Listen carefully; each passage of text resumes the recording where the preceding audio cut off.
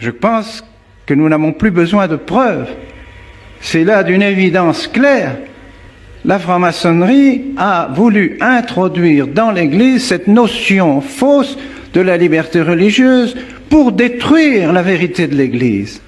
Car pourquoi ont été persécutés Pierre et Paul et tous les martyrs? Parce qu'ils étaient chrétiens, parce qu'ils portaient le nom de chrétiens, c'est-à-dire qu'ils étaient disciples de notre Seigneur Jésus-Christ. Et parce que ces disciples de notre Seigneur Jésus-Christ et cette religion se disaient la seule vraie, et étaient en train de convertir tous les disciples de toutes ces fausses religions, de toutes ces divinités païennes, de tous ces faux cultes. Les disciples étaient en train de se convertir à la religion seule vraie, à la religion de notre Seigneur Jésus-Christ. Alors le nom de chrétien est devenu en haine pour tous ceux qui étaient les disciples de ces religions. Et les empereurs, protecteurs de ces fausses religions, ont donc persécuté tous les chrétiens parce qu'ils disaient « Nous sommes la seule religion vraie.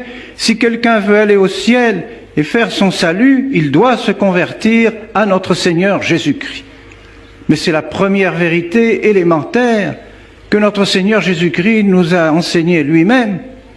Et parce que Jésus-Christ est Dieu. Voilà notre religion. Voilà notre vérité. Voilà ce qui fait notre difficulté avec Rome, mes bien chers frères. Si vous nous demandez pourquoi toujours ces difficultés avec Rome? Parce que nous refusons l'œcuménisme, parce que nous refusons la liberté de toutes les religions, parce que nous n'avons qu'un Dieu, un seul Dieu, notre Seigneur Jésus-Christ, qui vit et règne dans l'unité du Père et du Saint-Esprit dans les siècles des siècles. Nous répétons cela à toutes nos oraisons, nous répétons cela dans toutes nos prières. Il n'y a qu'un seul vrai Dieu, Jésus-Christ, qui vit et règne avec le Père et le Fils, dans l'unité, qui vit et règne avec le Père dans l'unité du Saint-Esprit pour les siècles des siècles. Et alors nous sommes persécutés, évidemment, par tous les adeptes des fausses religions, bien sûr. Et nous sommes persécutés aujourd'hui, vous, mes bien chers frères, nous qui ici, soit membres de la fraternité, soit non membres de la fraternité, qui défendons ces valeurs, qui défendons cette vérité de la religion chrétienne.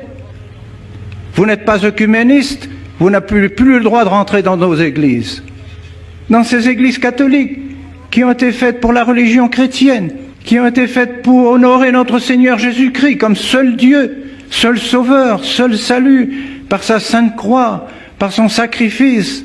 Nous sommes chassés de ces églises parce que nous refusons que toutes les religions y figurent. Et vous le savez bien, c'est courant, c'est quotidien.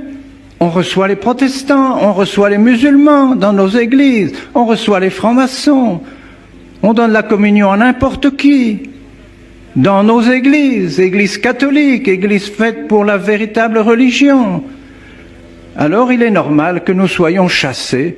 Et oui, nous sommes chassés de ces églises, nous ne pouvons plus y prier, nous ne pouvons plus continuer le culte qui était celui d'autrefois dans ces églises et que nous voulons rétablir. Eh bien, si nous ne pouvons pas être dans les églises, nous garderons la foi. Nous garderons la foi en notre Seigneur Jésus-Christ.